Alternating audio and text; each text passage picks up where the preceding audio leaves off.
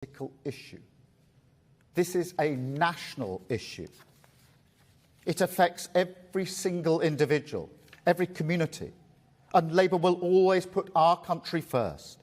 We will serve working people across our nation, respect our armed forces as they continue to protect our country.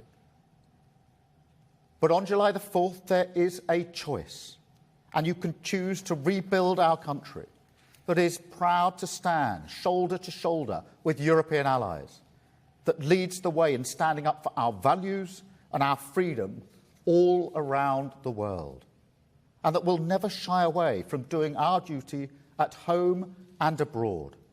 A stronger, safer, more secure Britain with Labour. That is the choice. It's time to stop the chaos, to turn the page and rebuild our country together. Thank you very much.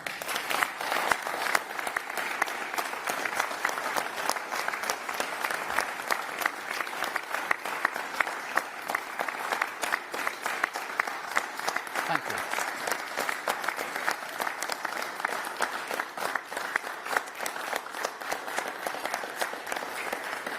Thank you very much. We're going to take some questions from the media now, starting, Chris, with you. Chris Mason from the BBC.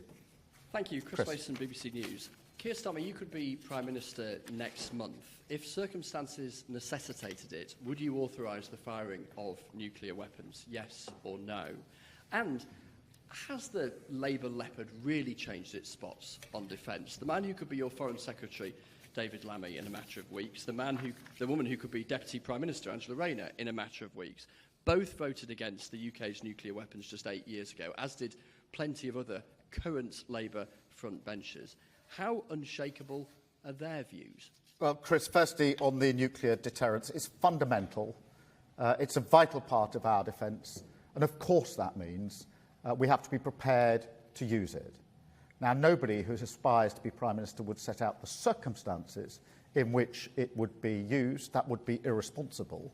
But it is there as a vital part of our defence. So, of course, we would have to be prepared to use it. On the other point you put to me, look, this is a changed Labour Party. And the most important thing is that I voted in favour of the nuclear deterrent.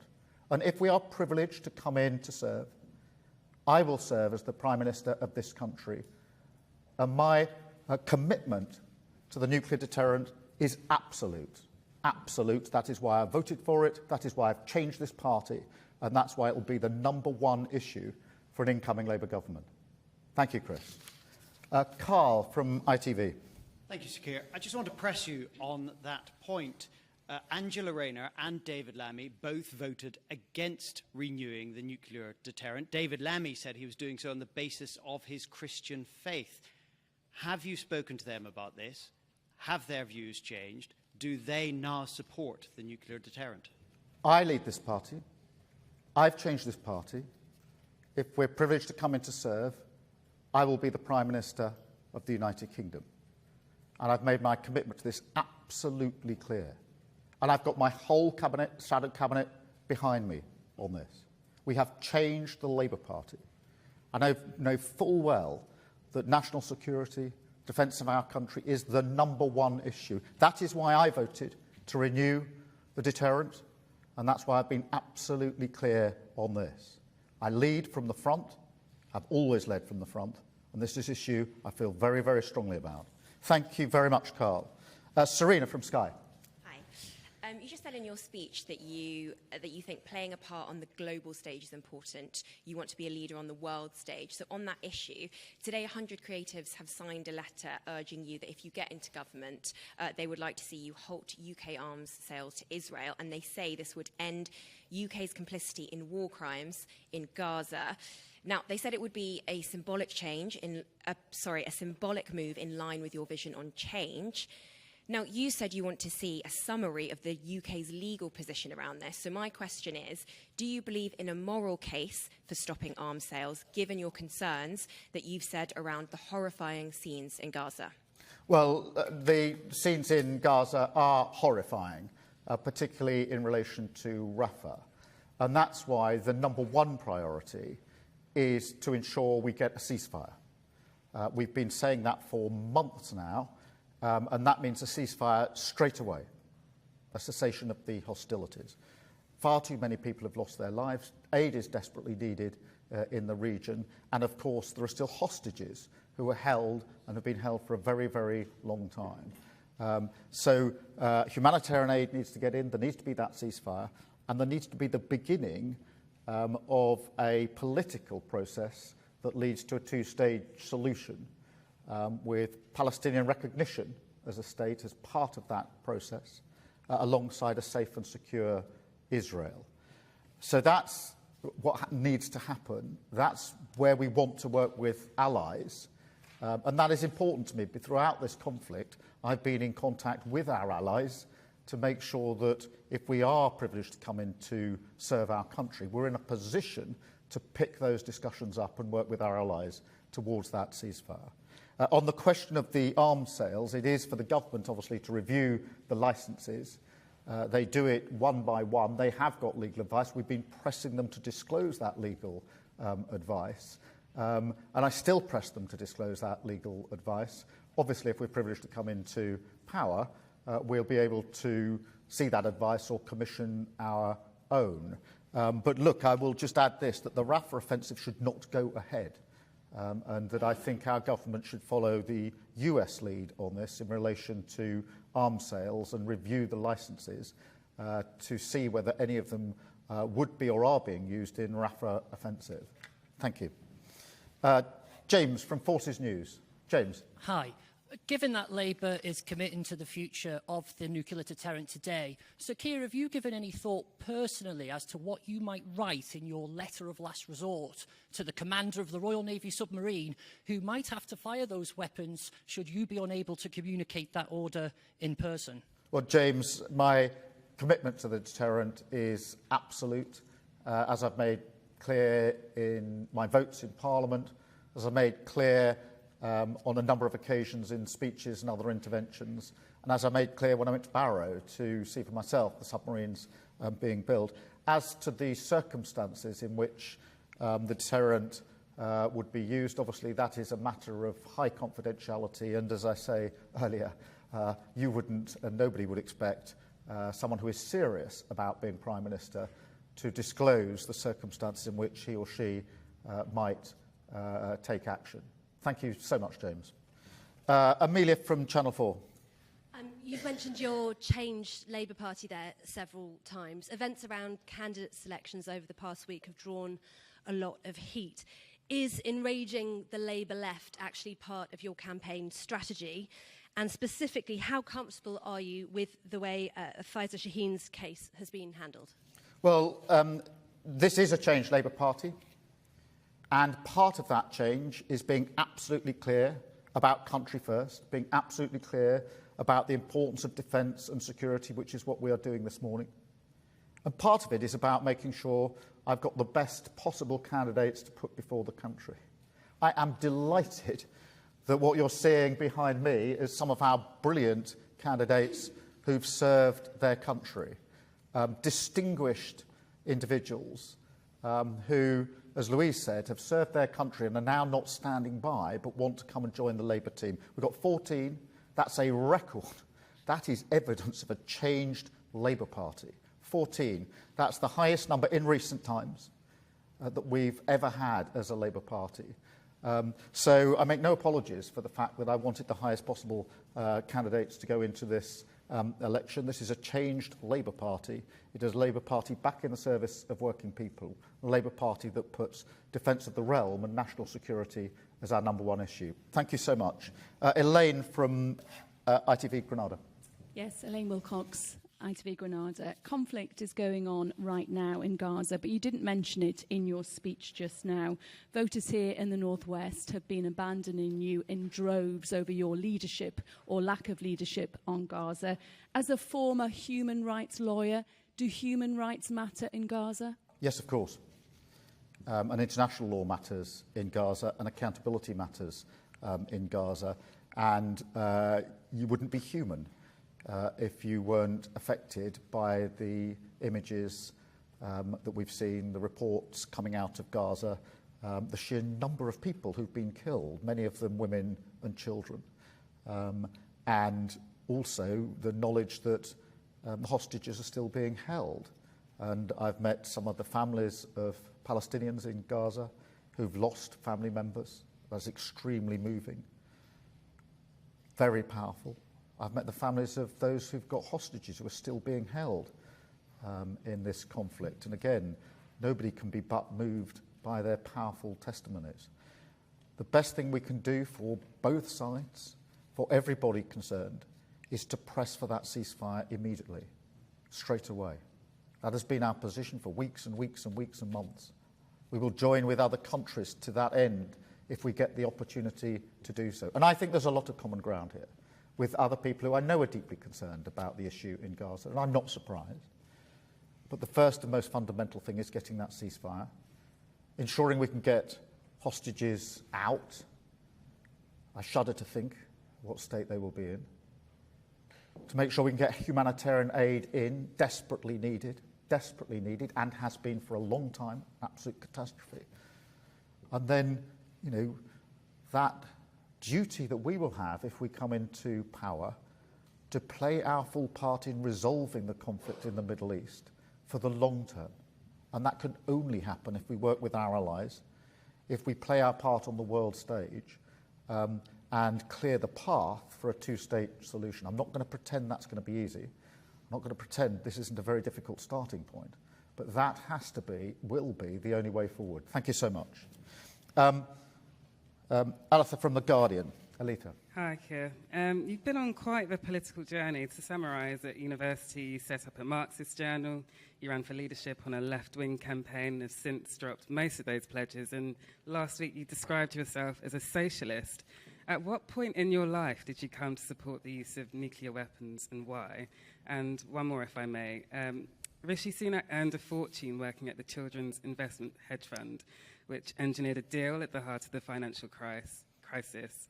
The Guardian understands Labour is about to launch a number of major attacks on this. Why have you waited more than 18 months to scrutinise this?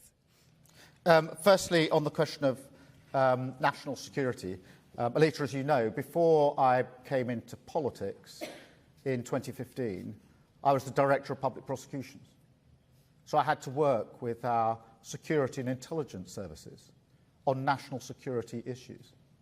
I had to deal with operations where we were taking down terrorist gangs that wanted to destroy the very fabric of our society. One of our operations involved a plot to blow up 7 aeroplanes in the middle of the Atlantic at the same time. Can you imagine the devastation that would have been caused, not just to this country, but across the world? And we had to take real-time decisions in those cases that I was part of trying to do my part in relation to defence of this country and everybody that lived here. So I don't need lectures from anyone on national security or the importance of protecting lives in this country. And since I've been in Parliament, I've been absolutely resolute on this issue. On the question of the hedge funds, we have raised this before. I think it is relevant in this election for the electorate, for the voters to know what did the two candidates for Prime Minister do before they came into politics. I was working for the Crown Prosecution Service in the way I've just described, trying to protect those who live in the United Kingdom from crime. Rishi Sunak was making money, betting against the country in the financial crisis. I think that's for him to answer as to what he was doing before he came into politics. Thank you so much. Chloe from The Eye. Thank you. Can you confirm that the percentage of defence spending will begin to increase in the first year of a Labour government, even if you can't specify exactly when you will hit the target? And just quickly, what's your message to would-be Labour voters who want to see more of an emphasis on peace? Just on the 2.5, we want to do that as soon as possible. The first thing we need to do, and we're committed to it, I was the first to say it, and the last time, of course, we were on 2.5% of GDP on defence was under the last Labour government back in 2010. In the intervening 14 years, this government has never hit the target of 2.5%. So that was the last time. We want to hit that target as soon as possible within our fiscal rules. But the first thing we need to do is the strategic review of defence to assess the threats that we face, to deal with the capabilities and to ensure that we have the resource that we need. Now, that will take place straight away. It's important because although John and I have had a number of briefings from the government on Privy Council terms, for which I'm grateful, in relation to the intelligence that they hold, we don't know the full picture. So we want to carry out that review straight away and assess exactly what resource is needed. But the 2.5 commitment is absolute as soon as possible. On the question of peace, look, absolutely committed to peace. I don't think there'll be anybody in any political party, actually, Labour or the Tories, who wouldn't be committed to peace, or anybody who serves their country that isn't committed to peace. But for peace, you have to be prepared to fight. And that is why I've said what I've said this morning. Thank you so much, Chloe. Ashley from the Mirror. Hi, Keir. In 2020, you vowed to introduce a new law to giving MPs a vote before any military action. Do you still stand by that pledge? I think you called it the Prevention of Military Intervention Act. Yes, I think it's very important that if there's to be military action, that there is the support of Parliament for it. Now, it has to be sustained military action, of course. We've had the Houthi attacks and the response to that as a one-off response where we haven't had votes.